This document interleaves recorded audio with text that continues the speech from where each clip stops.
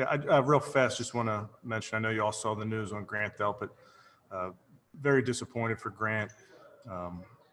He's disappointed, but I think he's got the right mindset to bounce back. So unfortunate to see that, but we are fully supporting him, and then we'll make sure that he attacks this rehab.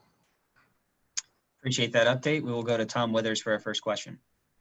Hey, Kevin, I saw Jarvis went off during practice. Any update on him? No update. I mean, Jarvis is getting his work in. When he goes off, he's still getting work with our group inside. So when the injuries start to stack up like this, I know the old cliche mantra, next man up, but Kevin, how do you also keep everybody's spirits up? I mean, we're all humans here. And when you're seeing teammates going down, right and left, how do you keep your spirits up as a coach and the players as well? Well, I mean, we care about our teammates. We care about these guys. We don't like to see that. Injuries are part of this game. They have been for a very long time. They will continue to be part of this game. So as much as you hate to hear it, Tom, it is next man up. And they've heard it from me. They've heard it from every coach going back to Pee Wee. And I think they know the message that we got a lot of work to do and we got work to be done. And we hate to lose those guys, but we got to get back to that work. Thank you, sir. Zach Jackson, you have our next question. Hey, Coach, I have a procedural question for you as you start to get closer to game prep. Will you say, hey, a certain day in practice is our simulated game, or will you just kind of spread things out over, adding drills or adding situations to regular practice? I think we're going to continue to add drills, add situations to practice. I will say that our practices that we have planned for the stadium will kind of be placeholders for where games maybe were in the past. So we'll do even more scrimmage-like work. We're still practicing. You'll still see an individual period, but you'll see a lot of situational work when we get to those practices. Thank you, Zach. We'll go to Daryl Ryder. Coach, I know you said next man up when it comes to these injuries and dealing with them and whatnot. I guess I'm just curious, the volume that you guys have had early, and I know it's part of the game, but how do you reset within the locker room, guys' mentality and whatnot to get them over that mental shock of, losing a key player like we've seen happen here?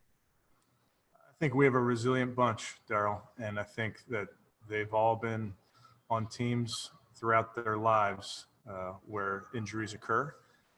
Doesn't make us like it. I feel awful for guys that have long-term injuries. Then other guys, you're going to get nicked up and you push through it, you get your treatment, and you're back out there. So I don't worry about the mentality, though, of our team. Thanks, Daryl. We'll go to Scott Petrick. Hey, Kevin, is Grady going to miss a while with that shoulder injury? I'd say we'll see. Still evaluating. And not to just keep beating you over the head with the injuries, but when they hit a specific position group, like you had a bunch of secondary guys go out yesterday, how does that affect practice? How does it affect you and Andrew talking about maybe we need to bring in more guys? Yeah, I think as a staff, we talk about what we need to practice, and then we may adjust a period or two to make sure that we don't, run the guys that are practicing into the ground. We just have to be so mindful of that and how we structure practice. Okay, thanks. Mary Kay Cabot will have our next question. Hey, Coach, when you guys are looking at possible replacement players to come in, when you and Andrew put your heads together, I know you guys are trying to establish a certain kind of culture on your football team, but do you feel that you have the infrastructure to possibly support if you had to kind of go outside the lines a little bit and possibly take a look at a player that could come in and sort of disrupt your chemistry, disrupt your locker room? Would you be open to a guy like that? Or are you guys pretty adamant that, that you're going for mostly kind of, green sticker kind of guys? I wouldn't speculate necessarily, Mary Kay. I would just tell you, with Andrew and his staff, we talk about a lot of players, and it's a case-by-case basis on every position player that we discuss. And specifically, I mean, I'm kind of talking about Earl Thomas. He's out there. Since he's available, can you say, would you guys be interested in him?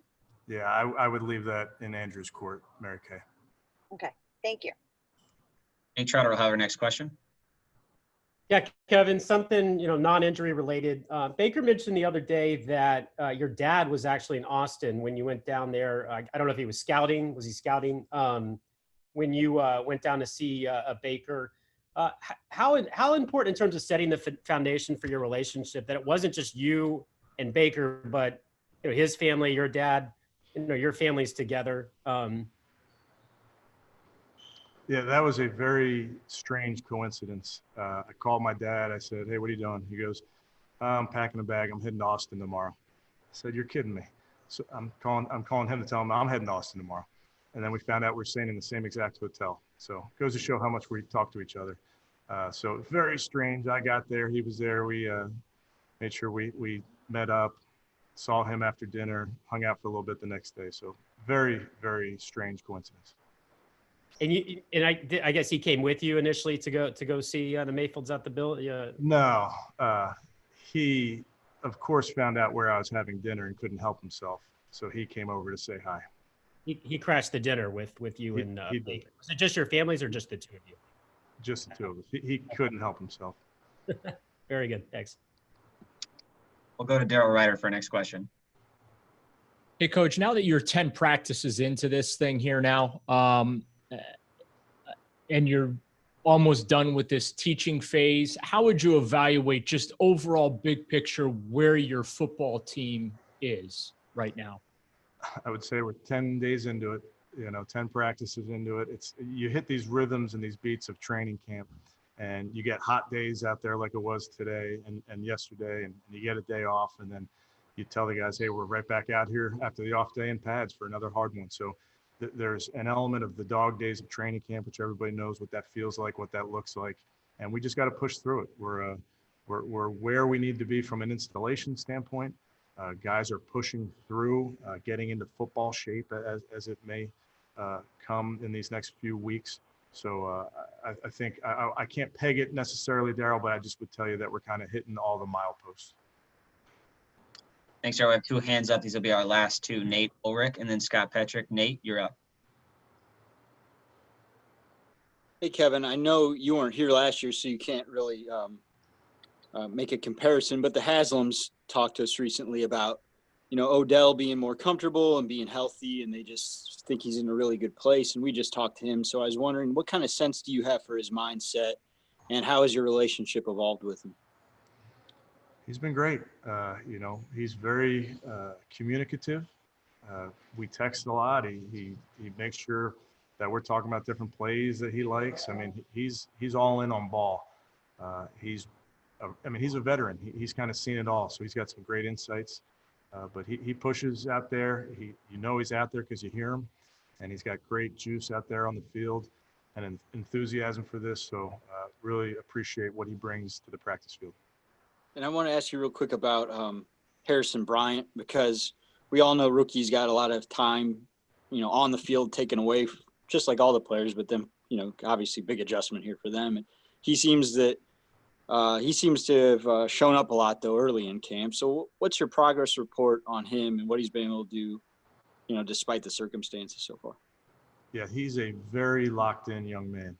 He is on top of his assignments. He plays with great effort. Very pleased with where he is. Has a ton of work to do. Everything that he's doing is happening for the first time for him, but pleased with his progression. And to close things out, Scott Petrick. Hey, Kevin, a little bit about what Daryl asked you. The fact that Sunday wasn't a normal practice and it sounded like you had a big practice plan, pads, did that put you guys behind it all? Is there a way you try to catch up the time missed?